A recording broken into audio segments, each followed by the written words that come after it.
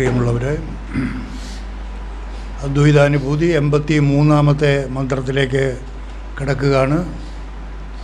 അടുത്ത ഒരു മന്ത്രം 84, അടുത്ത ആഴ്ചത്തെ മന്ത്രത്തോടുകൂടി ഈ അദ്വൈതാനുഭൂതി അവസാനിക്കുന്നതാണ്. അതിനുശേഷം നമ്മൾ വളരെ പ്രസിദ്ധമായ ഋഭുഗീത, ശ്രീ പരമേശ്വരനിൽ നിന്ന് ഋഭു മഹർഷിക്ക് ലഭിച്ച ഉപദേശങ്ങൾ പുലസ്ത്യപുത്രനായ നിദാഘന് ഉപദേശിക്കുന്നതാണ്. അത് ജ്ഞാനത്തിൻ്റെ പരമകാഷ്ഠയാണ്. ഏതാണ്ട് 50 അധ്യായങ്ങളുള്ളതിൽ 44 അധ്യായങ്ങൾ തമിഴിൽ ഇറക്കിയിട്ടുണ്ട്. അതാണ് നാം ഇവിടെ വിചാരം ചെയ്യാൻ പോകുന്നത്. അതിൽ ജീവൻ മുക്തി പ്രകരണം, ഏതാണ്ട് 44 അധ്യായങ്ങളിൽ ഒരു അധ്യായമാണ് ജീവൻ മുക്തി പ്രകരണം. അതിനെക്കുറിച്ചാണ് നമ്മൾ വിചാരം ചെയ്യാൻ ഉദ്ദേശിക്കുന്നത്.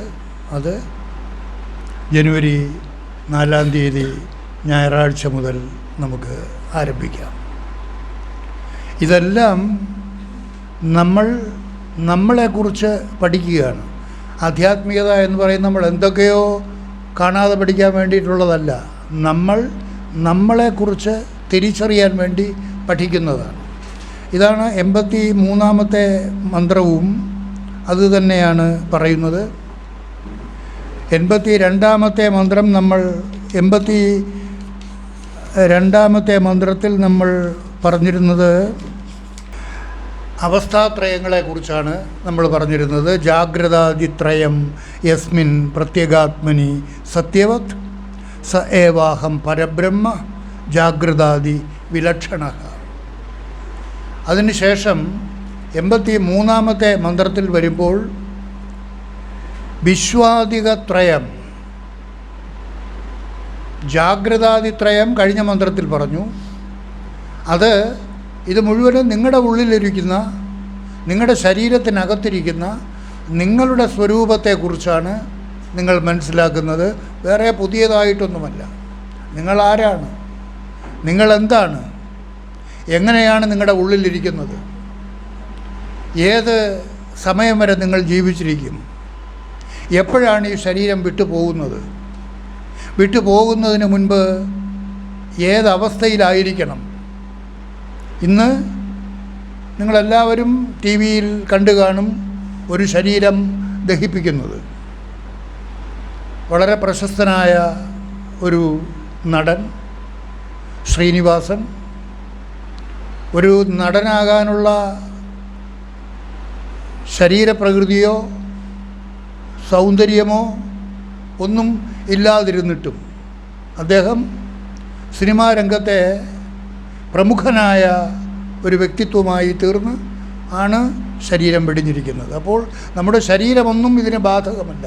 ഈവൻ ഒരു സിനിമാ താരമാകുന്നതിന് പോലും ശരീരം ഒരു പ്രശ്നമേ അല്ല എന്നുള്ളത് ശ്രീനിവാസൻ തെളിയിച്ചിരിക്കുകയാണ്.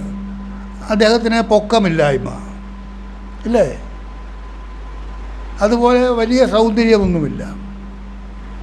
എങ്കിലും സിനിമാ മേഖലയിൽ അദ്ദേഹം പ്രമുഖനായി തീർന്നു. പ്രാമുഖ്യം നേടിയാണ് അദ്ദേഹം മരിക്കുന്നത്. മരിക്കാനുള്ള സമയമായിട്ടില്ല. ഇനിയും എത്രയോ കാലം അദ്ദേഹത്തിന് ജീവിച്ചിരിക്കാം ആയിരുന്നു. അതിനേക്കാൾ എത്രയോ പ്രായമുള്ള ആളുകൾ ഇപ്പോഴും നായക നടന്മാരായിട്ട് അഭിനയിച്ചുകൊണ്ടിരിക്കുന്നു, ജീവിച്ചുകൊണ്ടിരിക്കുന്നു. എങ്കിലും പ്രാരബ്ധാനുസാരം അദ്ദേഹത്തിന് പറഞ്ഞിട്ടുള്ള ആ സമയം വരെ മാത്രമേ ജീവിക്കാനൊക്കൂ. നമ്മുടെയും അവസ്ഥ അതുതന്നെയാണ്. നമുക്ക് പ്രാരബ്ധാനുസാരം ഏത് സമയം വരെ ജീവിക്കേണ്ടതായിട്ടുണ്ടോ ആ സമയമാകുമ്പോൾ 5 മണിക്ക് അലാം വച്ചിരുന്നാൽ, കീ കൊടുത്ത് വച്ചിരുന്നാൽ 5 മണിക്ക് അലാം അടിക്കുന്നത് പോലെ ഏത് പ്രായം വരെയാണോ നമുക്ക് ജീവിക്കാൻ അനുവദിച്ചിട്ടുള്ളത് ആ സമയമാകുമ്പോൾ ശരീരം വെടിയേണ്ടി വരും.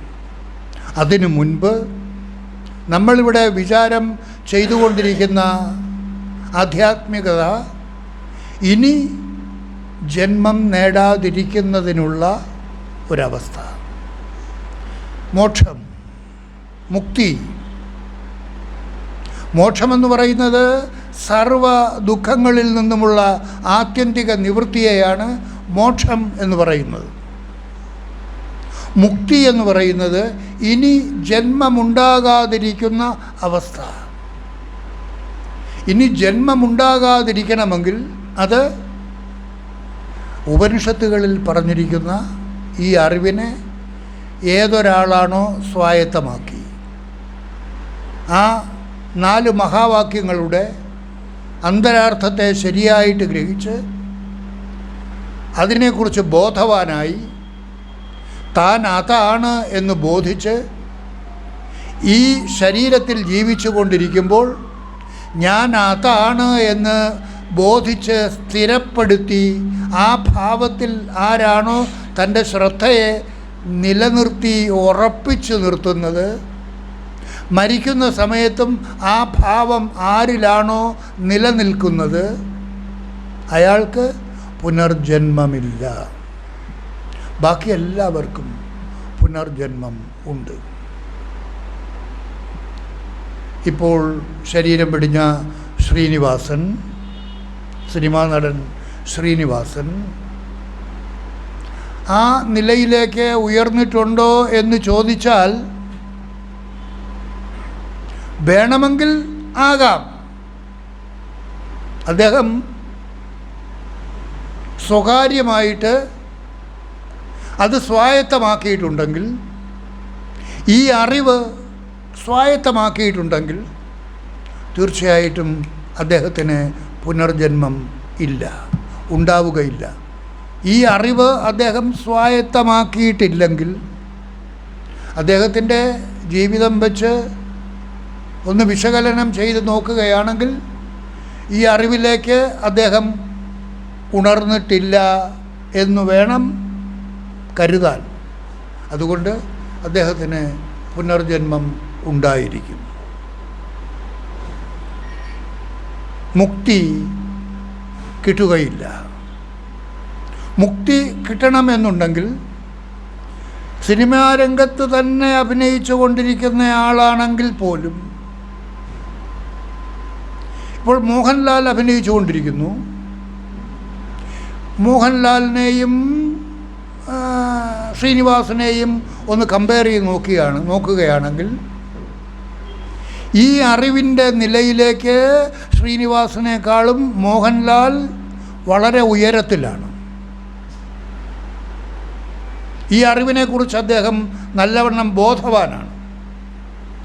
അതെത്രമാത്രം ഉറപ്പിച്ചിട്ടുണ്ട് എന്നുള്ളതിനെ അനുസരിച്ചിരിക്കും. അതുകൊണ്ട് ജീവിതകാലം മുഴുവനും നിങ്ങളുടേതായിട്ടുള്ള കർമ്മങ്ങളിൽ വ്യാപരിച്ചു കൊണ്ടിരുന്നാലും ഈ അറിവ് നിങ്ങൾ നേടി, ആ അറിവിൽ നിങ്ങളെ ഉറപ്പിച്ചിട്ടുണ്ടെങ്കിൽ നിങ്ങൾക്ക് മുക്തി ഉറപ്പ്. അതുകൊണ്ട് കർമ്മനിരതനായിരിക്കുന്നു, കുടുംബസ്ഥനായിരിക്കുന്നു എന്നുള്ളതൊന്നും ഇതിന് തടസ്സമല്ല. ആ അറിവിൽ തന്നെ, ആ വ്യാപാരങ്ങളിൽ തന്നെ ഏർപ്പെട്ടുകൊണ്ടിരിക്കുന്ന ഏതൊരാളിനും ഈ അറിവിലേക്ക് വളരെ ലളിതമായിട്ട് ഉണരാം, ഉയരാം. ഇത് നമ്മുടെ ജന്മാവകാശമാണ്. ഞാനെന്ന് പറയുന്നത് ഈ നാമരൂപധാരിയായ ഞാനല്ല. വളരെ എത്ര നിസ്സാരം. നിങ്ങളെല്ലാവരും ഓരോ നാമവും രൂപവും ധരിച്ചു കൊണ്ടിരിക്കുകയാണ്. വസന്ത എന്നും ഗോപി എന്നും ഔസേപ്പ് എന്നും ബഷീർ എന്നും ഒക്കെയുള്ള പേരുകാരനായിട്ട് നിങ്ങൾ ജീവിച്ചു കൊണ്ടിരിക്കുകയാണ്. ഈ പേരുകാരനായ ഞാനല്ല എന്നിലെ യഥാർത്ഥ ഞാൻ. ഈ ഞാനിനെയും പ്രകാശിപ്പിച്ചുകൊണ്ട് ജാഗ്രത അവസ്ഥയിലും സ്വപ്നാവസ്ഥയിലും സുഷുപ്തി അവസ്ഥയിലും അഭിമാനിയായിരിക്കുന്ന 3 പേർ നിങ്ങളുടെ ഉള്ളിലുണ്ട്. അതാണ് ഇന്നത്തെ മന്ത്രത്തിൽ പറയുന്നത്. വിശ്വാദികത്രയം യസ്മിൻ പരമാത്മനി സത്യവത്. വിശ്വാദികത്രയം, വിശ്വൻ, തൈജസൻ, പ്രാജ്ഞൻ. വിശ്വൻ എന്ന് പറയുന്നത് ആരാണ്? ജാഗ്രത അവസ്ഥയിൽ ശരീരാഭിമാനിയായിട്ടിരിക്കുന്നവൻ വിശ്വൻ. ഇപ്പോൾ ഇത് കേട്ടുകൊണ്ടിരിക്കുന്ന നിങ്ങളിലെ ആ ആത്മചൈതന്യം വിശ്വഭാവത്തിലിരിക്കുന്നു. വിശ്വൻ, സ്ഥൂല ശരീരാഭിമാനി വിശ്വൻ. ഉറങ്ങിക്കിടക്കുന്ന അവസരത്തിൽ നിങ്ങൾ സ്വപ്നം കണ്ടുകൊണ്ടിരിക്കുന്ന ആ അഭിമാനി, സ്വപ്നദേഹത്തിൻ്റെ അഭിമാനിയായിരിക്കുന്ന അവൻ തൈജസൻ, ആണായാലും പെണ്ണായാലും. കാരണശരീരത്തിലിരിക്കുന്ന അവസരത്തിൽ പ്രാജ്ഞൻ, പ്രജ്ഞാമാത്രനായിരിക്കുന്നു, കാരണശരീരാഭിമാനി. അപ്പോൾ അതിനു മുൻപ് നമ്മൾ പറഞ്ഞത് 3 ശരീരങ്ങളെക്കുറിച്ചാണ്. സ്ഥൂല ശരീരം, സൂക്ഷ്മ ശരീരം, കാരണശരീരം. ഇന്നിപ്പോൾ ഈ മന്ത്രത്തിൽ പറയുന്നത് ആ 3 ശരീരങ്ങളുടെയും അഭിമാനിയായിട്ട് ഏതൊരു ചൈതന്യമാണോ ഓരോരുത്തരുടെയും ശരീരത്തിൽ പ്രകാശിച്ചു കൊണ്ടിരിക്കുന്നത്, അതാണ് ഇവിടെ പറയുന്നത്. വിശ്വാദികത്രയം യസ്മിൻ പരമാത്മനി സത്യവത്, യസ്മിൻ പരമാത്മനി സത്യവത്. ഏതൊരു ആ ആത്മചൈതന്യത്തിലാണോ, പരമാത്മ ചൈതന്യത്തിലാണോ ഈ 3 ശരീരങ്ങളും, ആ 3 ശരീരങ്ങളിലുള്ള അഭിമാനികളും ഉള്ളതുപോലെ കാണപ്പെടുന്നു. ഇതൊന്നുമുള്ളതേ അല്ല. നിങ്ങളുടെ ഈ ശരീരവും ഈ ശരീരത്തിനകത്തിരിക്കുന്ന സൂക്ഷ്മ, സ്ഥൂല, സൂക്ഷ്മ, കാരണ ശരീരങ്ങളും അതിലെ അഭിമാനികളും ഒന്നും ഉള്ളതേ അല്ല, ഉള്ളതുപോലെ കാണപ്പെടുന്നതാണ്. ഉള്ളതായിട്ടുള്ളത് ഏതൊരു പരമാത്മ ചൈതന്യത്തിലാണോ ഇതൊക്കെ ഉള്ളതുപോലെ കാണപ്പെടുന്നത്, ആ പരമാത്മ ചൈതന്യം മാത്രമാണ് ഉള്ളതായിട്ടുള്ള വസ്തു. എങ്ങും നിറഞ്ഞു നിൽക്കുന്ന, എല്ലാവരുടെയും ഉള്ളിൽ കൂടി കടന്നു പോകുന്ന, അതാണ് ഏകോ ദേവഃ സർവഭൂതേഷു ഗൂഢഃ എന്ന് പറയുന്നത്. സർവവ്യാപി, സർവഭൂതാന്തരാത്മ. പട്ടിയുടെയും പൂച്ചയുടെയും കൃമിയുടെയും കീടത്തിൻ്റെയും ഒക്കെ ഉള്ളിൽ കൂടി കടന്ന് എല്ലാത്തിനെയും ചൈതന്യവത്താക്കി നിലനിർത്തിക്കൊണ്ടിരിക്കുന്ന ആ പരമാത്മ ചൈതന്യം, അതിലാണ് ഈ 3 ശരീരങ്ങളും ആ ശരീരങ്ങളിലെ അഭിമാനിയും ഉള്ളതുപോലെ പ്രകാശിച്ചു കൊണ്ടിരിക്കുന്നത്. ഇപ്പോൾ നിങ്ങളുടെ ഉള്ളിൽ കേട്ടുകൊണ്ടിരിക്കുന്ന നിങ്ങൾ വിശ്വൻ, സ്ഥൂല ശരീരാഭിമാനി വിശ്വൻ. നിങ്ങൾ രാത്രിയിൽ ഉറങ്ങിക്കിടക്കുന്ന അവസരത്തിൽ സ്വപ്നം കാണുന്നത് ആരാണ്? സൂക്ഷ്മ ശരീരത്തിലെ അഭിമാനി തൈജസൻ. തൈജസൻ എന്ന് എന്തുകൊണ്ടാണ് പറയുന്നത്? തേജോമയൻ. അതുകൊണ്ടാണ് തൈജസൻ എന്ന് പറയുന്നത്. കാരണ ശരീരത്തിലാണെങ്കിൽ പ്രജ്ഞാമാത്രൻ, അതുകൊണ്ട് പ്രാജ്ഞൻ എന്ന് പറയുന്നു. ഈ 3 ശരീരങ്ങൾക്കും അന്യമായിട്ടുള്ള ഭാവമാണ് തുരീയം. അവനെ തുരീയൻ എന്ന് പറയുന്നു. 4മത്തേതായിട്ടുള്ള അവസ്ഥ, അതാണ് പരമാത്മ ചൈതന്യം. ആ പരമാത്മ ചൈതന്യത്തിലാണ് ഇതൊക്കെ ഉള്ളതുപോലെ കാണപ്പെടുന്നത്. അതാണ് ഈ മന്ത്രത്തിൽ പറയുന്നത്. വിശ്വാദികത്രയം യസ്മിൻ പരമാത്മനി സത്യവത് സ ഏവ പരമാത്മാഹം വിശ്വാദിക വിലക്ഷണഃ.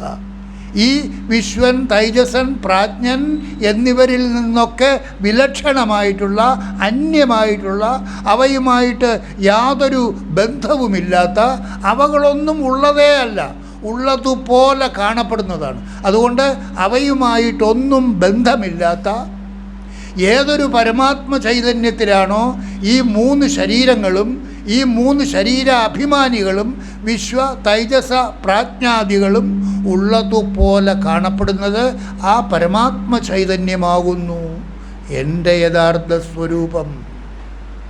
I M that. ആ അറിവിലേക്കാണ് ഓരോരുത്തരും ഉണരേണ്ടത്. സദാ ആ ഭാവത്തിലാണ് നിങ്ങൾ ധ്യാനനിരതനായിരിക്കേണ്ടത്. ഇന്ന് മെഡിറ്റേഷൻ ഡേ ആണ്. എങ്ങനെയാണ് ധ്യാനനിരതനായിരിക്കേണ്ടത്? ഈ ഭാവം ആരാണോ സദാ തൻ്റെ ചിന്തയിൽ ഉറപ്പിച്ച് ആ ഭാവത്തിൽ തന്നെ നിലനിൽക്കുന്നത്. ഗർഭിണിയായ ഒരു സ്ത്രീ തൻ്റെ വയറ്റിനകത്ത് കുഞ്ഞ് കിടക്കുന്ന അവസരത്തിൽ എപ്പോഴും ആ കുഞ്ഞിനെക്കുറിച്ചുള്ള ചിന്ത എങ്ങനെയാണോ ആ സ്ത്രീയുടെ മനസ്സിനകത്ത് അവൾ മറ്റു പല ജോലികളിൽ വ്യാപരിച്ചു കൊണ്ടിരിക്കുമ്പോഴും അവരുടെ ശ്രദ്ധ ആ കുഞ്ഞിലായിരിക്കും. അതുപോലെ തന്നെ ആ കുഞ്ഞിൻ്റെ അച്ഛൻ ഏത് ജോലികളിൽ വ്യാപരിച്ചു കൊണ്ടിരുന്നാലും സദാസമയവും അവൻ്റെയും ഉള്ളിൻ്റെ ഉള്ളിൽ തൻ്റെ കുഞ്ഞ്, തൻ്റെ മകൻ അല്ലെങ്കിൽ തൻ്റെ മകനായിരിക്കുമോ മകളായിരിക്കുമോ എപ്പോഴും ആ ചിന്ത ഉണ്ടായിരിക്കും. അതാണ് ധ്യാനം, മെഡിറ്റേഷൻ, സദാ വിചാരം. അതുപോലെ ഇവിടെ എന്താണ് നിങ്ങൾ വിചാരം ചെയ്യേണ്ടത്? ഞാനെന്ന് പറയുന്നത് ഈ ശരീരമേ അല്ല, ഈ ശരീരത്തിന് ആധാരമായിരിക്കുന്ന ആ പരമാത്മ ചൈതന്യം, അതാണ് എൻ്റെ യഥാർത്ഥ സ്വരൂപം. I M that. ഈ ഭാവം ആരാണോ തൻ്റെ ശ്രദ്ധയിൽ സദാ നിലനിർത്തിക്കൊണ്ട് സർവകർമ്മങ്ങളിലും വ്യാപരിക്കേണ്ടത്, ഒന്നിൽ നിന്നും ഒഴിയണ്ട, ഒരു കർമ്മത്തിൽ നിന്നും ഒഴിയണ്ട, എല്ലാ കർമ്മങ്ങളിലും തുടർന്ന് ചെയ്തുകൊണ്ടിരിക്കുമ്പോഴും തൻ്റെ ഉള്ളിൽ ഈ കർമ്മം ചെയ്തുകൊണ്ടിരിക്കുന്ന ഞാനല്ല എന്നിലെ യഥാർത്ഥ ഞാൻ, ഈ ഞാനിനെയും പ്രകാശിപ്പിച്ചുകൊണ്ട് ഏതൊരു പരമാത്മ ചൈതന്യമാണോ ഈ ശരീരത്തിൽ ഉള്ളതായിട്ടുള്ളത്, ഈ ശരീരത്തിൽ മാത്രമല്ല സർവശരീരങ്ങളിലും സമം സർവേഷു ഭൂതേഷു തിഷ്ഠന്തം പരമേശ്വരം, ആ അറിവിലേക്ക് നാം നമ്മെ ഉയർത്തിക്കൊണ്ടിരിക്കണം. അത് നമ്മുടെ ഉള്ളിൽ മാത്രമല്ല, ആ പരമാത്മ ചൈതന്യം എൻ്റെ ഉള്ളിൽ മാത്രമല്ല, എൻ്റെ ഉള്ളിലും അവൻ്റെ ഉള്ളിലും ഹിന്ദുവിൻ്റെ ഉള്ളിലും ക്രിസ്ത്യാനിയുടെ ഉള്ളിലും മുസൽമാൻ്റെ ഉള്ളിലും പട്ടിയുടെ ഉള്ളിലും പൂച്ചയുടെ ഉള്ളിലും വ്യഭിചാരിയുടെ ഉള്ളിലും കുറ്റവാളിയുടെ ഉള്ളിലും ഒക്കെ സമമായിട്ട് കടന്നുപോയി എല്ലാവരെയും ചൈതന്യവത്താക്കി നിലനിർത്തുന്ന ആ ശുദ്ധ സ്വരൂപം, ആ സത്യസ്വരൂപം, ആ പരമാത്മസ്വരൂപം, അതാണ് എൻ്റെ യഥാർത്ഥ സ്വരൂപം, എന്നിലെ താൻ. I M that. ഈ ഭാവം ആണ് നമ്മുടെ ഉള്ളിൽ സദാ പ്രകാശിച്ച് നിൽക്കേണ്ടത്. ആ ഭാവത്തെ ആരാണോ സദാ ഉള്ളിൽ ഭാവിച്ച് ജീവിച്ചു കൊണ്ടിരിക്കുന്നത്, ദറ്റ് ഈസ് മെഡിറ്റേഷൻ. അല്ലാതെ കുത്തിയിരുന്ന് വടി പോലെ കുത്തിയിരിക്കുന്നത് മാത്രമല്ല മെഡിറ്റേഷൻ. നിങ്ങളെവിടെ പോയാലും ഏത് കർമ്മത്തിൽ വ്യാപരിച്ചു കൊണ്ടിരിക്കുമ്പോഴും ഈ കർമ്മം ചെയ്തുകൊണ്ടിരിക്കുന്ന ഞാനല്ല എന്നിലെ ഞാൻ, ആ ഞാനിനെയും പ്രകാശിപ്പിച്ചുകൊണ്ട് ഈ ശരീരത്തിൽ ഏതൊരു ചൈതന്യമാണോ ഉള്ളതായിട്ടുള്ളത്, ഐ എം ദാറ്റ്. ആ പരമാത്മ ചൈതന്യം, ശിവം, മംഗളസ്വരൂപം. ഓ ശിവോഹം ശിവോഹം ശിവോഹം. എത്ര ലളിതമായിട്ട് നമുക്ക് ആ ഭാവത്തിലേക്ക് നമ്മുടെ ശ്രദ്ധയെ നിലനിർത്താം. ശിവോഹം എന്ന മന്ത്രം ചൊല്ലിയാൽ മാത്രം മതി. ശിവോഹം ശിവോഹം എന്ന് പറയുമ്പോൾ, എന്ന മന്ത്രം നിങ്ങളുടെ ഉള്ളിൽ മാനസികമായിട്ട് ധ്വനിക്കുമ്പോൾ നിങ്ങൾക്ക് ഈ പറഞ്ഞ കാര്യങ്ങൾ മുഴുവനും നിങ്ങളുടെ ഉള്ളിൽ ഉണ്ടായിരിക്കണം. ആ ചൈതന്യ സ്വരൂപം, അതാണ് എൻ്റെ ഉള്ളിലും അവൻ്റെ ഉള്ളിലും സർവചരാചരങ്ങളുടെ ഉള്ളിൽ കൂടിയും കടന്നു പോകുന്ന ആ ചൈതന്യ സ്വരൂപം. അതിനെ ഏതൊരാളാണോ സ്വയം തിരിച്ചറിഞ്ഞ് ബോധിച്ച് ആ ഭാവത്തിൽ തൻ്റെ ശ്രദ്ധയെ നിലനിർത്തുന്നത്, അവന് ഈശ്വരാന്വേഷണാർത്ഥം ഒരിടത്തും പോകണ്ട. നമ്മുടെ ആളുകൾ സാധാരണ എവിടെയൊക്കെയാണ് പോയിക്കൊണ്ടിരിക്കുന്നത്? ജാബാല ദർശനോപനിഷത്ത് സാമവേദത്തിൽ പറയുന്നു, തീർത്ഥേ ദാനേ ജപേ യജ്ഞേ കാഷ്ടേ പാഷാണകേ സദാ ശിവം പശ്യന്തി മൂഢാത്മാ. മൂഢാത്മാ, മൂഢനായിട്ടുള്ളവൻ ആ ശിവത്തെ, ശിവം, ആ മംഗളസ്വരൂപത്തെ, ഏതൊരു മംഗളസ്വരൂപത്തെക്കുറിച്ചാണോ, ഏതൊരു ചൈതന്യ സ്വരൂപത്തെക്കുറിച്ചാണോ ഇതുവരെ പറഞ്ഞത്, ഓരോരുത്തരുടെയും ഉള്ളിൽ കൂടി കടന്നു പോകുന്ന ആ സൂത്രം, യോഗിയായവൻ, ഈ അറിവിലേക്ക് ഉണർന്നവൻ, തത് സൂത്രം ധാരയേത് യോഗി, അവനെയാണ് യോഗി എന്ന് പറയുന്നത്. നിങ്ങൾക്ക് ഒരു യോഗിയാകാം, ആർക്കും. എങ്ങനെയാണ് യോഗിയാകുന്നത്? ഞാൻ ഈ നാമരൂപധാരിയായ ഞാനല്ല, എന്നിൽ കൂടിയും സർവചരാചരങ്ങളുടെയും ഉള്ളിൽ കൂടിയും കടന്നു പോകുന്ന ആ സൂത്രം, ചൈതന്യമാകുന്ന സൂത്രം, അതാണ് എന്നിൽ കൂടിയും കടന്നു പോകുന്നത്. ഞാൻ അതാണ് എന്ന് ബോധിച്ച് ആരാണോ തൻ്റെ ശ്രദ്ധയെ അതിൽ തന്നെ സദാ നിലനിർത്തുന്നത്, ഹീസ് എ യോഗി. ആർക്കായിക്കൂടാ? നിങ്ങൾ പുരുഷനായാലും ശരി, സ്ത്രീ ആയാലും ശരി, ഹിന്ദു ആയാലും ശരി, ക്രിസ്ത്യാനി ആയാലും ശരി, മുസൽമാനായാലും ശരി. നോക്കൂ, ഈ സനാതന മതത്തിൽ, സനാതന ധർമ്മത്തിൽ ഹിന്ദു എന്നോ ക്രിസ്ത്യാനി എന്നോ മുസൽമാനെന്നോ പട്ടിയെന്നോ പൂച്ചയെന്നോ ഒന്നും വേർതിരിച്ചിട്ടില്ല. സമം സർവേഷു ഭൂതേഷു തിഷ്ഠന്തം പരമേശ്വരം. സർവഭൂതങ്ങളുടെയും ഉള്ളിൽ കൂടി കടന്നു പോകുന്ന ആ ചൈതന്യ സ്വരൂപം, അതാണ് തൻ്റെ യഥാർത്ഥ സ്വരൂപം. അതിനെയാണ് ഈ മന്ത്രത്തിൽ പറയുന്നത്, ജാഗ്രത അവസ്ഥയിൽ സൂക്ഷ്മ ശരീരാഭിമാനിയായിട്ട് ഈ ശരീരത്തിൽ വർത്തിക്കുന്നവൻ വിശ്വൻ. അതാണ് ഈ മന്ത്രത്തിൽ പറയുന്നത്, വിശ്വാദികത്രയം യസ്മിൻ പരമാത്മനി സത്യവത്. ഏതൊരു പരമാത്മാവിലാണോ ഉള്ളതുപോലെ കാണപ്പെടുന്നത്, ആ ചൈതന്യ സ്വരൂപം, ആ പരമാത്മ സ്വരൂപം, സ ഏവ പരമാത്മാ അഹം, അത് ഞാനാകുന്നു. ഏത്? വിശ്വാദിക വിലക്ഷണ. വിശ്വൻ, തൈജസൻ, പ്രാജ്ഞൻ എന്നിങ്ങനെ വകഭേദങ്ങളിൽ കൂടി വ്യത്യാസപ്പെടുത്തി കാണപ്പെടുന്ന ആ ശരീരാഭിമാനികൾ, സൂക്ഷ്മ ശരീരാഭിമാനി, സ്ഥൂല ശരീരാഭിമാനി, കാരണ ശരീരാഭിമാനി, ആ അഭിമാനികളായ വിശ്വൻ, തൈജസൻ, പ്രാജ്ഞൻ, ഇവകൾക്കൊക്കെ അന്യമായിട്ട്, ഇവകളുടെ ആധാരമായിട്ട് ഏതൊരു ചൈതന്യമാണോ ഈ ശരീരത്തിൽ വർത്തിക്കുന്നത്, ആ ചൈതന്യമാണ്, ആ പരമാത്മ ചൈതന്യമാണ് എൻ്റെ യഥാർത്ഥ സ്വരൂപം, എന്നിലെ താൻ. നാട്ട് ഞാൻ. ഞാൻ നാമരൂപാദി ഭാവം. ഞാൻ ശരീരാഭിമാനി. വിശ്വൻ ഞാനിൻ്റെ ഭാവമാണ്. തൈജസൻ ഞാനിൻ്റെ ഭാവമാണ്. പ്രാജ്ഞൻ ഞാനിൻ്റെ ഭാവമാണ്. അതൊന്നും സത്യമല്ല. ഒക്കെ ഉള്ളതുപോലെ കാണപ്പെടുന്നതാണ്. സത്യമായിട്ടുള്ളത് തന്നിലെ താൻ, നാട്ട് ഞാൻ.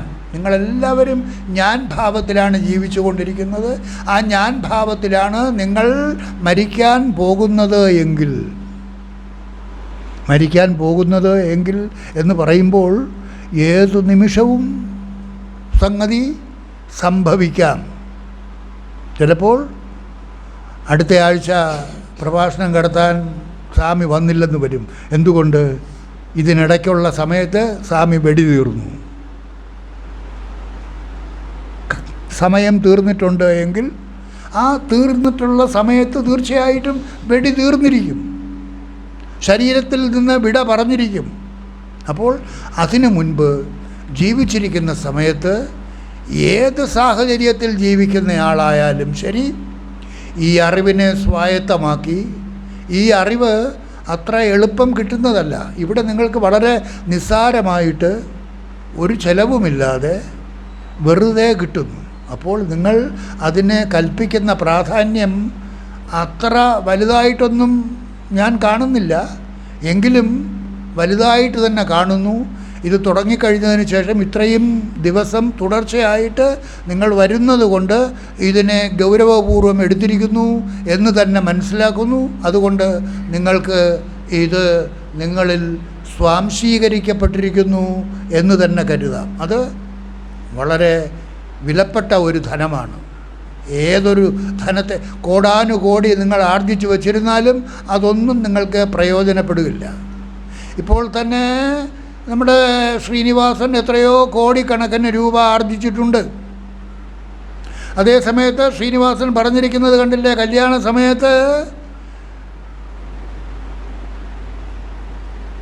ആരോ കൊടുത്ത 100 രൂപ, മമ്മൂട്ടി കൊടുത്ത 1000 രൂപയോ 2000 രൂപയോ, ഇതും കൊണ്ടാണ് 100 രൂപ കൊടുത്തത് ആരാണ്?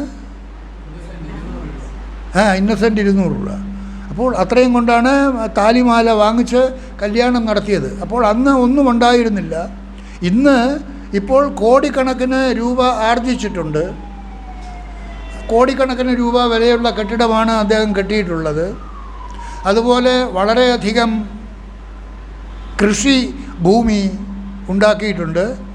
വളരെ മികച്ച ഒരു കർഷകനാണ്. ഇതൊന്നും കൊണ്ടുപോയിട്ടില്ല, ഒന്നും കൊണ്ടുപോകാൻ കഴിയുകയുമില്ല. എന്നാൽ ജീവിച്ചിരിക്കുന്ന സമയത്ത് നമ്മൾ ഇവിടെ പറയുന്ന ഈ അറിവിലേക്ക് അദ്ദേഹം ഉയർന്നിട്ടുണ്ടോ എന്ന് ചോദിച്ചാൽ അത് അദ്ദേഹത്തിൻ്റെ സ്വകാര്യമാണ്. ഉയരാൻ എല്ലാ സാഹചര്യവുമുണ്ട്. ഉയർന്നിട്ടുണ്ടോ എന്ന് ചോദിച്ചാൽ ഉണ്ടായിരിക്കാം എങ്കിൽ അദ്ദേഹത്തിന് പുനർജന്മം ഇല്ല. ഉണ്ടായിരിക്കാം. സദാസമയവും അദ്ദേഹം പ്രവൃത്തിയിലാണെങ്കിലും ഈ അറിവ് നേടുന്നതിന് ഒരു തടസ്സവുമില്ല. അതുകൊണ്ട് അതിനെക്കുറിച്ച് തീർത്തു പറയാൻ കഴിയില്ല. അത് ഓരോരുത്തരുടെയും സ്വകാര്യമാണ്. ഈ അറിവ് നിങ്ങൾ കേൾക്കുന്നു. നിങ്ങളും പലതരത്തിൽ ജീവിച്ചു കൊണ്ടിരിക്കുകയാണ്.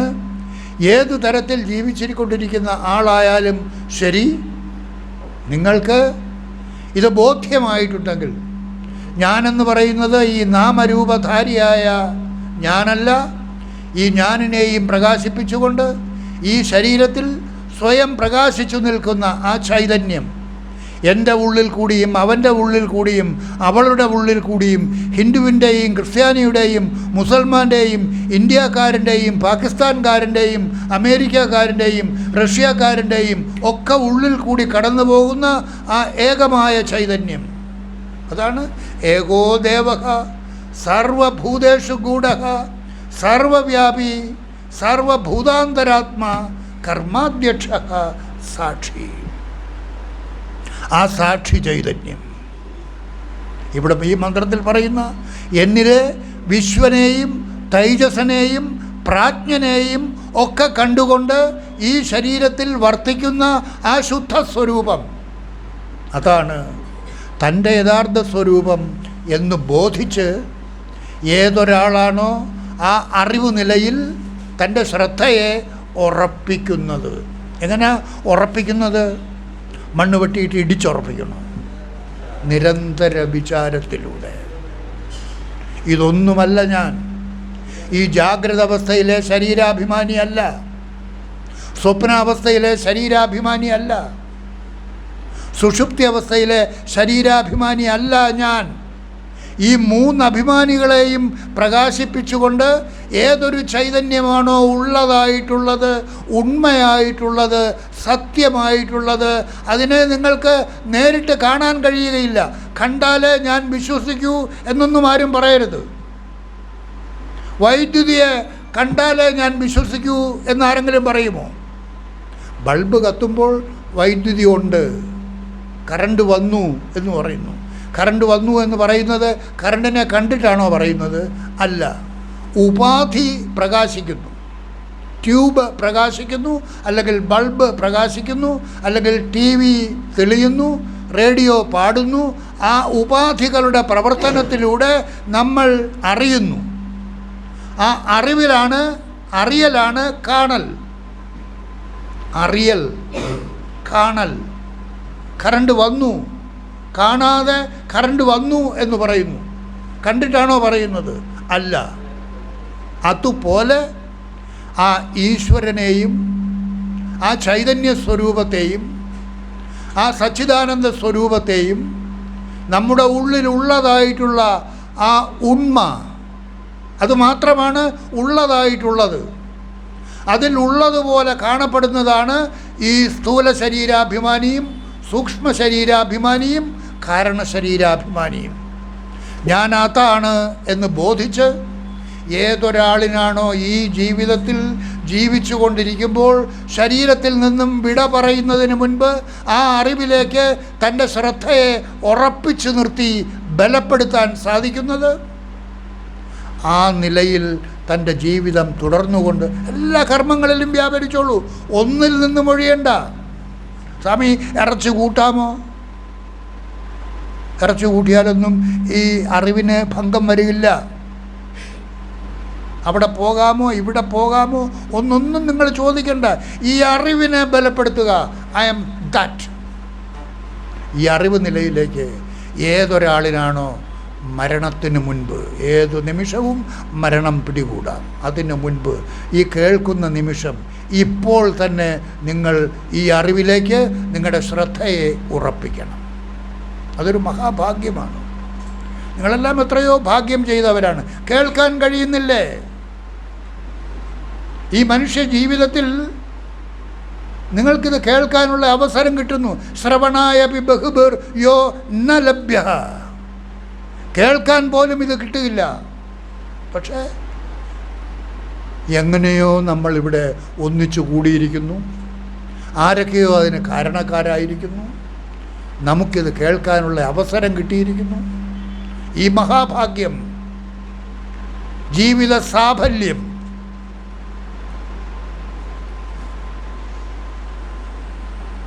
വിചാരബിന്ദു ഉപനിഷത്തിലെ ഒരു മന്ത്രം പറയുന്നു. നേരത്തെ ഞാൻ പറഞ്ഞത്, നമ്മൾ തീർത്ഥങ്ങൾ തോറും നടക്കുന്നു. തീർത്ഥേ ദാനേ ജപേ യജ്ഞേ കാഷ്ടേ പാഷാണകേ സദാ ശിവം പശ്യന്തി മൂഢാത്മാ. അവിടെയൊക്കെ പോയി, കാശിയിലും രാമേശ്വരത്തും കൈലാസത്തിലുമൊക്കെ പോയാൽ ഈ ശിവനെ ദർശിക്കാൻ സാധിക്കുമെന്ന് പറഞ്ഞു പോയാൽ അവിടെയൊന്നും നിങ്ങൾക്ക് ശിവനെ ദർശിക്കാൻ സാധിക്കില്ല. ശിവൻ എവിടെ ഇരിക്കുന്നു? നിങ്ങളുടെ ഉള്ളിൽ. ശിവം തന്നിലെത്താൻ. അതാണ് നിങ്ങൾ കേട്ടുകൊണ്ടിരിക്കുന്നത്.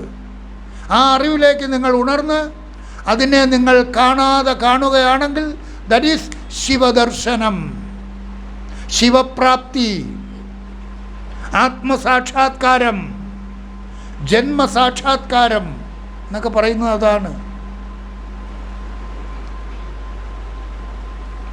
ജാബാലദർശനോപനിഷത്തിൽ മറ്റൊരു മന്ത്രത്തിൽ പറയുന്നു, ശിവമാത്മനി പശ്യന്തി പ്രതിമാസു നയോഗിന. പ്രതിമകളിൽ ശിവനെ കാണുന്നില്ല. പക്ഷേ അവൻ നടന്നുപോയി ചിദംബരത്ത് പോയി ശിവനെ ദർശിക്കുന്നു. അവന് ആത്മസംതൃപ്തി ഉണ്ടാകുന്നു. അവന് ഈ അറിവില്ല. അവിടെ ആ വിഗ്രഹത്തിൽ കാണുന്ന ആ ശിവഭാവം തൻ്റെ ഉള്ളിൽ ചൈതന്യവത്തായിട്ടിരിക്കുന്നു എന്ന് അവൻ അറിയുന്നില്ല. പക്ഷേ നിങ്ങൾ ആ അറിവ് കേട്ടുകൊണ്ടിരിക്കുന്നു, അറിഞ്ഞുകൊണ്ടിരിക്കുന്നു. ആ അറിവിൽ നിങ്ങൾ നിരതരാകുകയാണെങ്കിൽ, ആ അറിവിനെ നിങ്ങൾ സ്വാംശീകരിക്കുകയാണെങ്കിൽ, ആ വസ്തു തൻ്റെ ഉള്ളിലെ തന്നിലെ താൻ തന്നെയാണ്. അത് ആ ഈശ്വരൻ താൻ തന്നെയാണ്. താൻ എന്ന് പറഞ്ഞാൽ തന്നിലെ ഞാനല്ല, തന്നിലെ താൻ, ആ ശുദ്ധസ്വരൂപം, ആ ചൈതന്യ സ്വരൂപം. അതാണ് അടുത്ത മന്ത്രത്തിൽ പറയുന്നത്, ശിവമാത്മനി പശ്യന്തി. ആ ശിവം, ആ മംഗളസ്വരൂപത്തെ തന്നിൽ കാണുന്നു. ശിവമാത്മനി പശ്യന്തി പ്രതിമാസു ന യോഗിന. അമ്പലത്തിലെ വിഗ്രഹങ്ങളിൽ യോഗികൾ. ആരാ യോഗി? ഈ അറിവിലേക്ക് ഉണർന്നവൻ, ഈ അറിവിലേക്ക് ഉണർന്ന് അതുമായിട്ട് യോജിച്ചിരിക്കുന്നവൻ, അതുമായിട്ട് താതാത്മ്യം പ്രാപിച്ചിരിക്കുന്നവൻ, അവനാണ് യോഗി. ഈ ശരീരത്തിലെ വിശ്വനല്ല ഞാൻ, ജാഗ്രതാഭിമാനിയായ വിശ്വനല്ല ഞാൻ, സ്വപ്നാഭിമാനിയായ തൈജസനല്ല ഞാൻ, കാരണശരീരാഭിമാനിയായ പ്രാജ്ഞനല്ല ഞാൻ. ഈ മൂന്ന് അഭിമാനികളെയും പ്രകാശിപ്പിച്ചുകൊണ്ട് ഏതൊരു ചൈതന്യമാണോ ഈ ശരീരത്തിലും സർവ്വശരീരങ്ങളിൽ കൂടിയും ഏകമായിട്ട് വ്യാപിച്ചു നിൽക്കുന്നത്, ആ ചൈതന്യ സ്വരൂപമാണ് എന്നിലും കൂടി കടന്നു പോകുന്നത്. അതാണ് എൻ്റെ യഥാർത്ഥ സ്വരൂപം, എന്നിലെ താൻ എന്ന് ബോധിച്ച്, അതാണ് ശിവം. അവൻ അതിനെ കാണാതെ കാണുന്നു. ബൾബ് കത്തുമ്പോൾ കറണ്ടിനെ ഏതു പ്രകാരമാണോ കാണാതെ കാണുന്നത്, അതുപോലെ ഈ അറിവിലൂടെ ഏതൊരാളാണോ ആ ചൈതന്യത്തെ തന്നിൽ കാണാതെ കാണുന്നത്. ഈ മൂന്ന് ശരീരങ്ങളും ക്ഷീണിച്ച് ഉറങ്ങുമ്പോൾ ഗാഠനിദ്രയിൽ ആ ചൈതന്യം മാത്രമാണ് സാക്ഷിയായിട്ട് ഈ ശരീരത്തിൽ പ്രകാശിച്ചു നിൽക്കുന്നത്.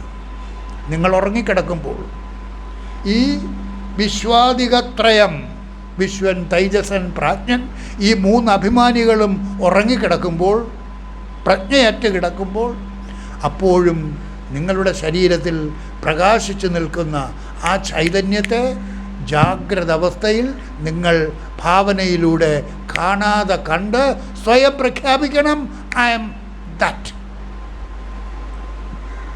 ആ ഉറച്ച പ്രഖ്യാപനത്തിലൂടെ മാത്രമേ ഒരാൾക്ക് അതിനെ സ്വായത്തമാക്കാൻ സാധിക്കൂ. വെറുതെ കേട്ടതുകൊണ്ടായില്ല, വെറുതെ വിചാരം ചെയ്തതുകൊണ്ടായില്ല.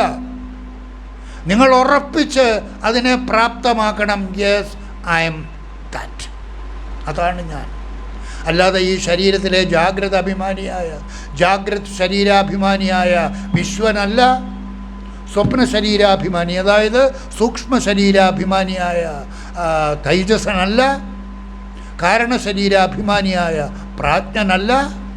ആ 4ാമത്തെ ഭാവം, ആ തുരീയ ഭാവം സർവ ശരീരങ്ങളിൽ കൂടിയും കടന്നു പോകുന്ന അതിനെ ആരാണ് കാണുന്നത്? ആ അറിവിലേക്ക് ഉറച്ച് ആ അറിവുമായിട്ട് യോജിച്ചിരിക്കുന്നവൻ യോഗി. നിങ്ങൾക്ക് ആർക്കുമാകാം ആ അറിവിലേക്ക് യോജിക്കുന്നതിന് ആരുടെയും അനുവാദത്തിന് വേണ്ടി കാത്തു നിൽക്കരുത്. ആ അറിവ് നിങ്ങളുടെ ജന്മം കൊണ്ട് നേടിയെടുക്കേണ്ടതാണ്. മനുഷ്യ ശരീരത്തിൽ ജീവിക്കുമ്പോൾ മാത്രമേ അതിന് സാധ്യമാകൂ. ആ മഹത്തായ സന്ദർഭം നിങ്ങൾക്ക് കിട്ടിക്കഴിഞ്ഞു. എത്രയോ പ്രാവശ്യം മനുഷ്യ ശരീരത്തിൽ നിങ്ങൾ ജീവിച്ചിട്ടുണ്ട്. ആ ശരീരങ്ങളിൽ വെച്ചൊക്കെ ചെയ്തിട്ടുള്ള സൽക്കർമ്മങ്ങളുടെ ഫലമായിട്ടാണ് ഇപ്പോൾ കിട്ടിയിരിക്കുന്ന ഈ മനുഷ്യ ശരീരത്തിൽ വെച്ച് ഈ ദിവ്യമായ അറിവിനെ നിങ്ങൾക്ക് കേൾക്കാനുള്ള സമയം കിട്ടിയിരിക്കുന്നത്, അവസരം കിട്ടിയിരിക്കുന്നത്, കേട്ടുകൊണ്ടിരിക്കുന്നത്. ഇനി വേണ്ടത് എന്താണ്? അതിനെ നിങ്ങൾ വരിക്കണം, സ്വയം വരിക്കണം. യമേ വൈഷവൃണുതേ തേന ലഭ്യ തസ്യൈഷ ആത്മാ വിവൃണുതേ തനും സ്വാം. ഏതൊരാളാണോ ഈ അറിവിനെ സ്വയം വരിച്ച്, അല്ലേ, നമ്മൾ സ്വയംവരം എന്ന് പറയാറില്ലേ? സ്വയംവരം, സ്വയം വരിക്കുന്നു. ഈ അറിവിനെ സ്വയം വരിച്ച് ഞാൻ അതാണ് എന്ന് സ്വയം പ്രഖ്യാപിച്ച്, ആരുടെയും റെക്കമെൻഡേഷനൊന്നും ആവശ്യമില്ല. ഗുരുമുഖത്തു നിന്ന് കേൾക്കുന്ന അറിവിനെ നിങ്ങൾ സ്വായത്തമാക്കി നിങ്ങൾക്ക് അത് സത്യമാണ് എന്ന ധാരണ ഉണ്ടായിട്ടുണ്ടെങ്കിൽ മറ്റാരുടെയും അനുവാദത്തിനു വേണ്ടി കാത്തു നിൽക്കാതെ നിങ്ങൾ സ്വയം ഡിക്ലെയർ ചെയ്യണം, ഐ എം ദാറ്റ്, ഞാൻ അതാണ്. ഈ ശരീരത്തിനകത്തിരിക്കുന്ന അതാണ് എല്ലാ സ്ഥലത്തുമുള്ളത്. ഭഗവാൻ കൃഷ്ണൻ ഭഗവത്ഗീതയിൽ പറയുന്നില്ലേ, യോ മാം പശ്യതി സർവത്ര സർവം ച മയീ പശ്യതി. യോ മാം പശ്യതി സർവത്ര, എന്നെ സർവരിലും കാണുന്നത് ഇല്ലേ? എൻ്റെ ഉള്ളിലിരിക്കുന്ന ആ ചൈതന്യം തന്നെയാണ് അവൻ്റെ ഉള്ളിലും അവളുടെ ഉള്ളിലും പട്ടിയുടെ ഉള്ളിലും മരത്തിൻ്റെ ഉള്ളിലും ഗരുഡൻ്റെ ഉള്ളിലും ഒക്കെ ഇരിക്കുന്നത്. അതിനെ മനസ്സിലാക്കി ഏതൊരാളാണോ ഈ ശരീരത്തിൽ വെച്ച് ബോധിച്ച് സ്വയം ഡിക്ലെയർ ചെയ്യുന്നത്, സ്വയം വരിക്കുന്നത്, കേട്ടാലൊന്നും പറ്റില്ല, കേട്ടാൽ മാത്രം പോരാ, സ്വയം വരിക്കണം. ഞാനിതാ വരിച്ചിരിക്കുന്നു, സ്വീകരിച്ചിരിക്കുന്നു, നേടിയിരിക്കുന്നു. ഇനി മുതൽ ഞാൻ ഇതല്ല, ഏത്, ഈ സ്ഥൂല ശരീരാഭിമാനിയായ വിശ്വനല്ല ഞാൻ, സൂക്ഷ്മ ശരീരാഭിമാനിയായ തൈജസനല്ല ഞാൻ, കാരണശരീരാഭിമാനിയായ പ്രാജ്ഞനല്ല ഞാൻ. പിന്നെ ആ 3 പേരെയും പ്രകാശിപ്പിച്ചുകൊണ്ട് ഈ ശരീരത്തിലും സർവ ശരീരങ്ങളിൽ കൂടിയും കടന്നു പോകുന്ന ആ ചൈതന്യമാകുന്ന സൂത്രം, അതിൽ പിടിമുറുക്കണം, അതിനെ വരിക്കണം.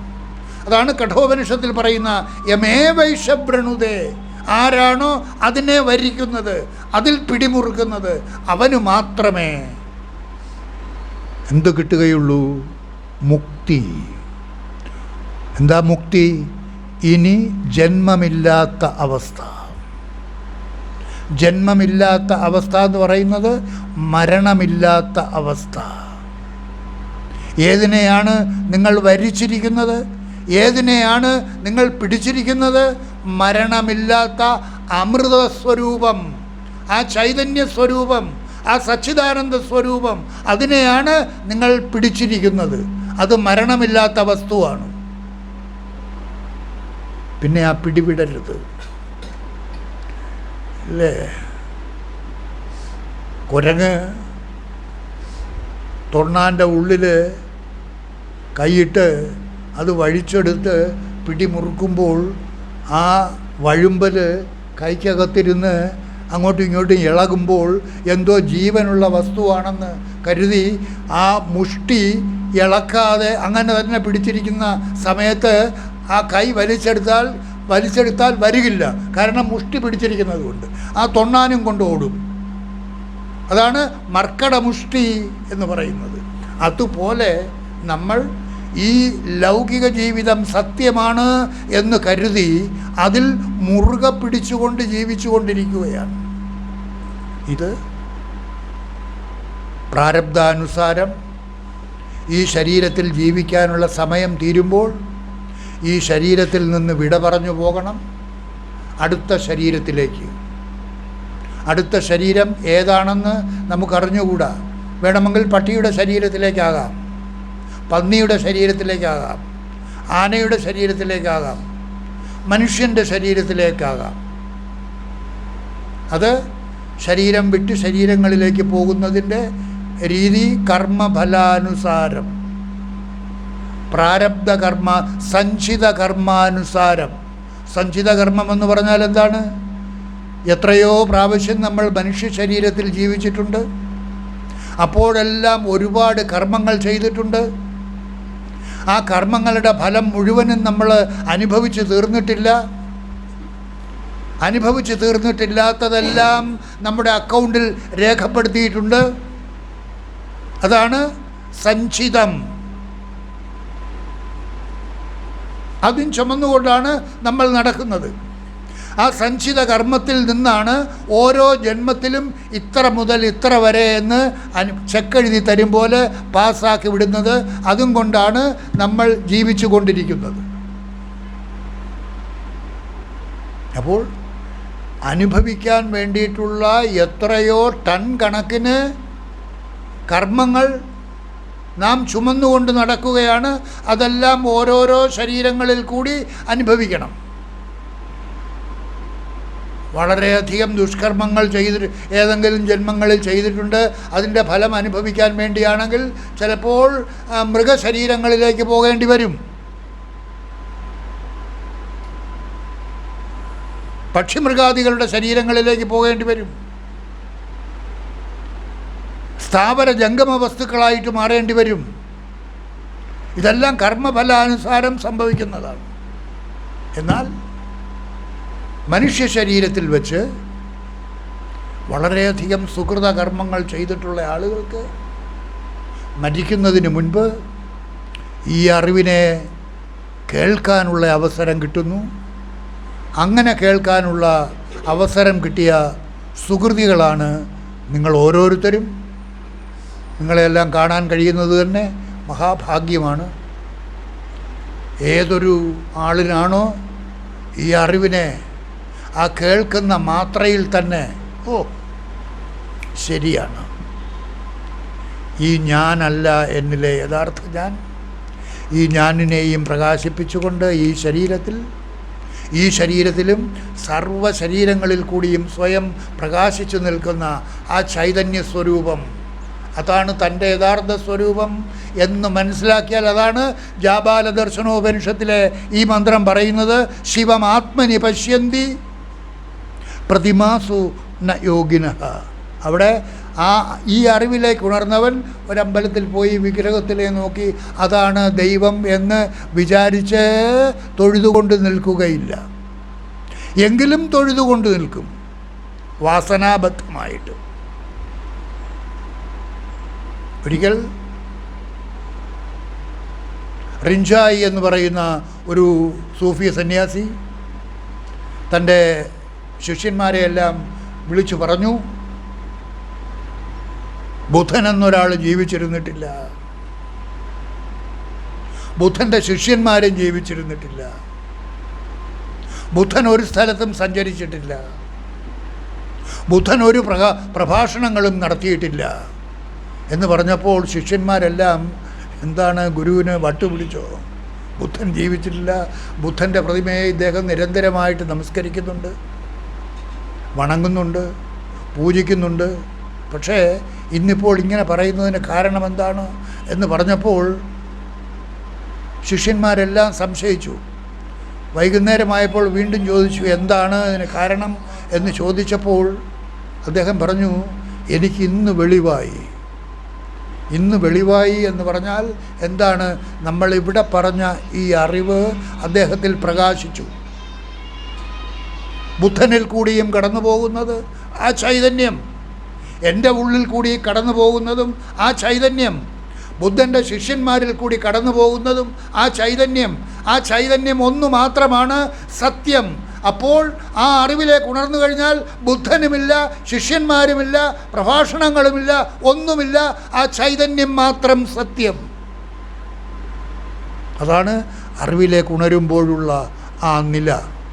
പിറ്റേ ദിവസം രാവിലെ എഴുന്നേറ്റപ്പോൾ ശിഷ്യന്മാർ നോക്കിയപ്പോൾ രാത്രി ഈ അറിവ് പകർന്നു കൊടുത്ത അദ്ദേഹം ബുദ്ധൻ്റെ പ്രതിമയുടെ മുമ്പിൽ സാഷ്ടാംഗം വീണുകിടന്ന് നമസ്കരിക്കുന്നു. നോക്കൂ, വാസന. അറിവ് നിലയുടെ നില എന്താണ്? വാസന എങ്ങനെയുള്ളതാണ്? അപ്പോൾ അറിവ് നില ഉണ്ടായാലും വാസന നമ്മെ പിൻവലിച്ചു കൊണ്ടിരിക്കും. അതുകൊണ്ട് ആ അറിവ് നിലയിൽ നിങ്ങൾക്ക് തുടരണമെന്നുണ്ടെങ്കിൽ നിരന്തര വിചാരം, ആ അറിവിനെ തന്നെ നിരന്തരമായിട്ട് തേച്ചുകൊണ്ടിരിക്കണം. തേച്ചുകൊണ്ടിരുന്നില്ലെങ്കിൽ ക്ലാവ് പിടിക്കും. എപ്പോഴാണ് തീരുന്നതെന്ന് അറിഞ്ഞുകൂടാ ജീവിതം. ഏത് നിമിഷവും തീരാം. തീരുന്ന സമയത്ത് ഈ ഭാവം ഉണ്ടായിരിക്കണം, യദ്ഭാവോ തദ്ഭവതു. അപ്പോൾ പിന്നെ ഈ പ്രതിമകളൊക്കെ എന്തിനാണ് ഉണ്ടാക്കി വച്ചിരിക്കുന്നത് എന്നുള്ളതിന് ജാബാല ദർശന ഉപനിഷത്ത് ഉത്തരം പറയുന്നുണ്ട്. ഇത് സാമവേദത്തിലുള്ളതാണ്.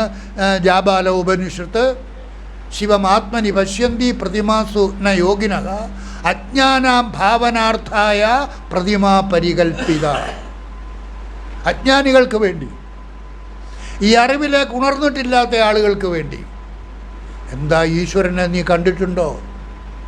ഉണ്ട്. എവിടെ ഇരിക്കുന്നു? എൻ്റെ ഉള്ളിലിരിക്കുന്നു, നിൻ്റെ ഉള്ളിലിരിക്കുന്നു. നിൻ്റെ ഉള്ളിലിരിക്കുന്ന നിന്നിലെ താൻ തന്നെയാണ് ഈശ്വരൻ. ഈശ്വരനെ നീ കണ്ടിട്ടുണ്ടോ? അവിടുന്ന് കണ്ടിട്ടുണ്ടോ?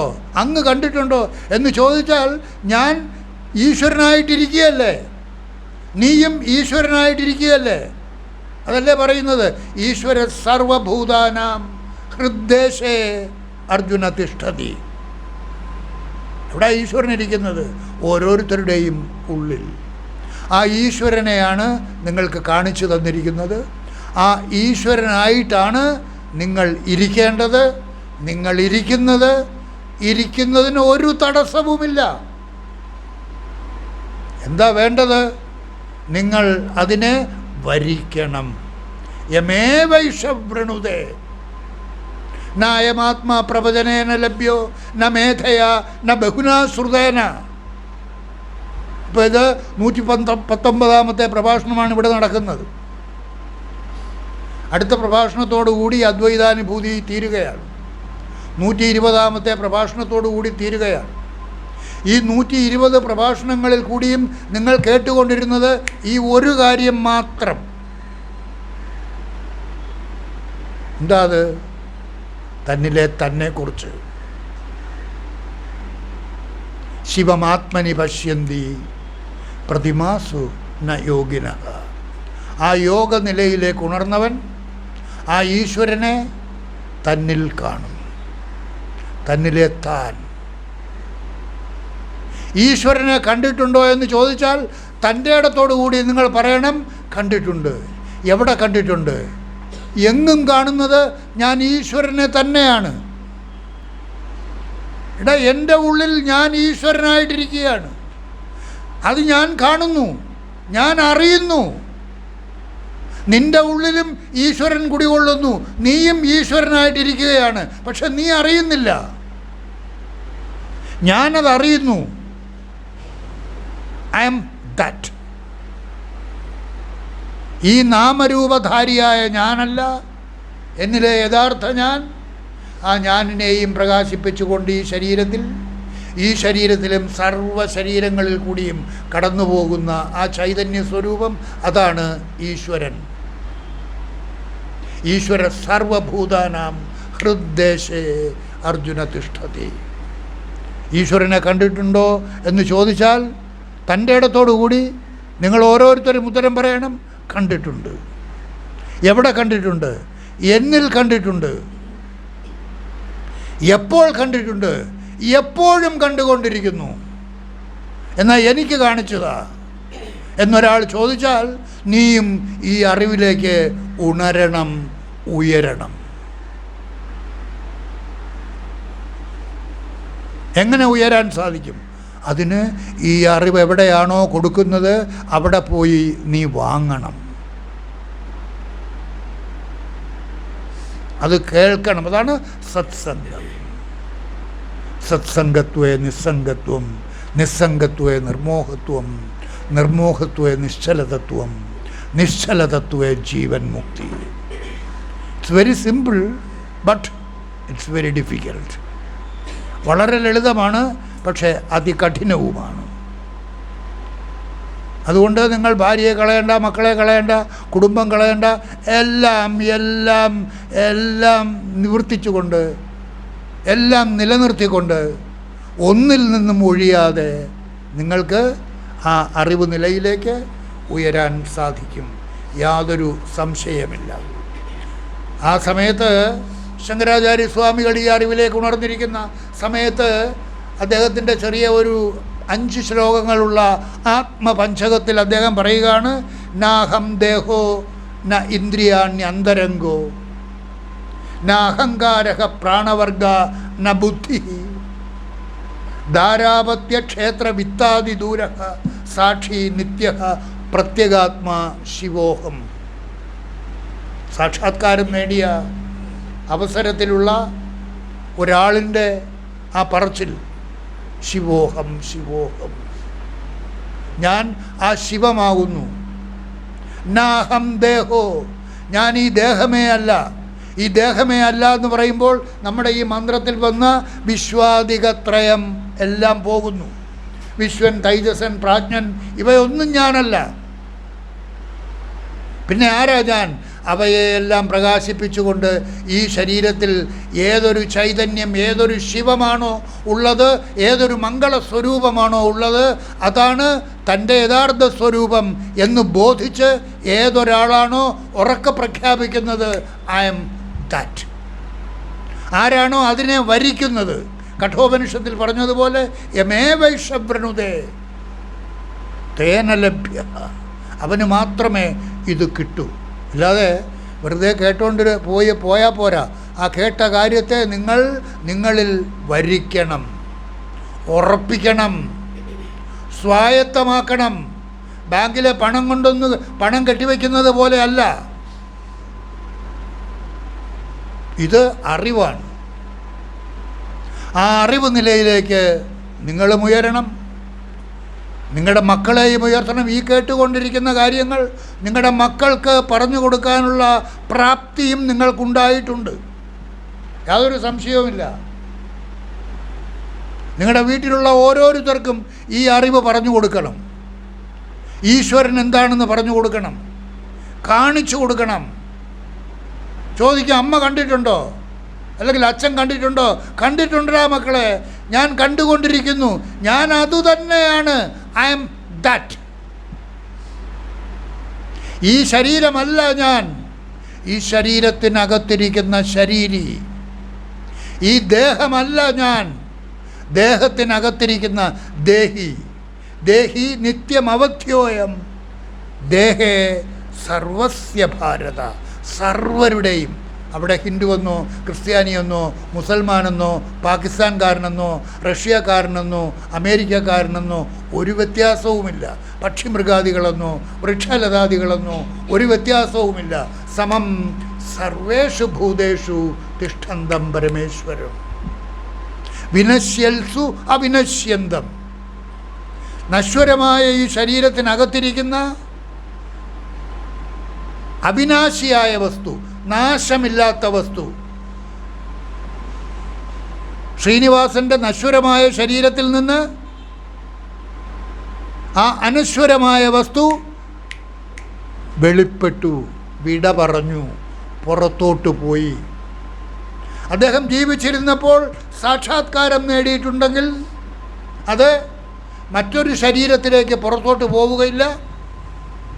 പിന്നെന്താ സംഭവിക്കുന്നത്? ഇവിടെ ഒരു കുടം ഇരിക്കുന്നു എന്ന് വിചാരിക്കുക. കുടത്തിനകത്ത് ആകാശമുണ്ട്, കുടത്തിന് പുറത്തും ആകാശമുണ്ട്. കുടത്തിനകത്തുള്ള ആകാശത്തെ ഘടാകാശമെന്ന് പറയുന്നു, വെളിയിലുള്ള ആകാശത്തെ മഹാകാശമെന്ന് പറയുന്നു. ഈ കുടത്തിനെ നമ്മൾ ഒരു വടിയെടുത്ത് അടിച്ചു പൊട്ടിച്ചാൽ കുടത്തിനകത്തുണ്ടായിരുന്ന ആകാശം എങ്ങോട്ടാണ് പോകുന്നത്? ഒരിടത്തോട്ടും പോകുന്നില്ല, വെളിയിലുള്ള ആകാശവുമായിട്ട് യോജിക്കുന്നു. കുടമുണ്ടായിരുന്നപ്പോഴും വെളിയിലുള്ള ആകാശവുമായിട്ട് യോജിച്ചു തന്നെയാണ് ഇരിക്കുന്നത്. കുടമുണ്ടായിരുന്നത് കൊണ്ട് ഘടാകാശം എന്നൊരു പേര് വന്നു, അത്രയേ ഉള്ളൂ. അതുപോലെ ഈ ശരീരമുള്ളത് കൊണ്ട് നിങ്ങൾക്ക് ജീവാത്മാവ് എന്നൊരു ഭാവം, ഒരു പേര് വന്നിരിക്കുന്നു, അല്ലേ? ശരീരമാകുന്ന അല്ലെങ്കിൽ ഈ ജീവഭാവത്തിൽ ഇരിക്കുന്നത് കൊണ്ട് ജീവാത്മാവ് എന്ന പേര് വന്നിരിക്കുന്നു. ആ ജീവാത്മാവ് എന്ന പേരോടുകൂടി ഇരിക്കുമ്പോഴും അത് പരമാത്മാവ് തന്നെയാകുന്നു. ഈ കാലാവധി കഴിയുമ്പോൾ, ശരീരം വിടുമ്പോൾ, ഈ ശരീരത്തിലിരിക്കുന്ന ആത്മാവ് എങ്ങോട്ട് പോകുന്നു? സാക്ഷാത്കാരം നേടിയ ആളാണെങ്കിൽ ജീവിച്ചിരിക്കുമ്പോൾ ഈ അറിവിലൂടെ ഞാൻ അതാണ് എന്ന് ബോധിച്ച് ആ അറിവ് നിലയിലേക്ക് ഉറപ്പ് വന്നിട്ടുള്ള ആളാണെങ്കിൽ അതാണ് സാക്ഷാത്കാരം. കുടമുടഞ്ഞപ്പോൾ കുടത്തിലെ ആകാശം മറ്റെങ്ങോട്ടും പോകാതെ മഹാകാശമായിട്ട് തീർന്നതുപോലെ ജീവിച്ചിരിക്കുന്ന സമയത്ത് ഈ അറിവിലേക്ക് ഉണർന്ന് അതിനെ വരിച്ച് ഞാൻ അതാണെന്ന് ബോധിച്ച് സ്വയം പ്രഖ്യാപിച്ച് അതുമായിട്ട് യോജിച്ച് യോഗിയായി തീർന്നവൻ എങ്ങോട്ടും പോകുന്നില്ല. കുടത്തിലെ ആകാശം കുടം പൊട്ടിയപ്പോൾ എങ്ങോട്ടും പോകാതെ മഹാകാശമായതുപോലെ ജീവിച്ചിരിക്കുന്ന അവസരത്തിൽ അവൻ്റെ ആയുസ് തീരുമ്പോൾ ഈ ശരീരം ഉണങ്ങിയ മടല് അടർന്നു വീഴുന്നത് പോലെ അടർന്നു വീഴുന്നു. അതിനകത്തിരിക്കുന്ന ആത്മാവ് ആ ശരീരം അടർന്നു വീഴുന്നതിന് മുൻപ് തന്നെ ഏതുമായിട്ടാണോ യോജിക്കേണ്ടതായിട്ടുള്ളത് അതുമായിട്ട് യോജിച്ചു. That is called yoga. അല്ലാതെ ഞാൻ ഇപ്പോൾ യോഗാ ദിനത്തിന് കുറേ തലകുത്തി നിൽക്കുന്ന യോഗാഭ്യാസങ്ങളൊക്കെ കാണിക്കുന്നു, അതൊന്നുമല്ല യോഗ. ജീവാത്മ പരമാത്മനോരൈക്യം യോഗ. എൻ്റെ ഉള്ളിലിരിക്കുന്ന ഈ ജീവാത്മാവ് തന്നെയാണ് എങ്ങും നിറഞ്ഞു നിൽക്കുന്ന പരമാത്മാവ് എന്ന അറിവ് നിലയിലേക്ക് ഉണർന്ന് ഈ ശരീരത്തിൽ നിന്ന് ജീവൻ വെടിയുന്നതിന് മുൻപ് ഏതൊരാളിനാണോ ആ ഭാവത്തിലേക്ക് തൻ്റെ ശ്രദ്ധയെ നിരന്തര വിചാരത്തിലൂടെ ഉയർത്തി അതിൽ യോജിപ്പിച്ച് ഏകീഭവിപ്പിക്കാൻ സാധിക്കുന്നത്, അതാണ് ജീവൻ മുക്തി. ജീവിച്ചിരിക്കുമ്പോൾ തന്നെ മുക്താവസ്ഥ, മോചനം നേടിക്കഴിഞ്ഞു. എന്താ മോചനം? ഇനി ജന്മമില്ല.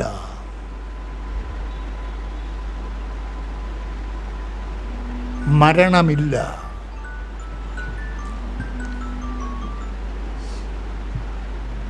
സമയമായി. ആ മരണമില്ലാത്ത നില നിങ്ങൾക്ക് ഓരോരുത്തർക്കും ഉണ്ടാകട്ടെ എന്ന് പ്രാർത്ഥിച്ചുകൊണ്ട് ഇന്നത്തെ ഈ സത്സംഗം അവസാനിപ്പിക്കുന്നു. നിങ്ങൾക്ക് നമസ്കാരം.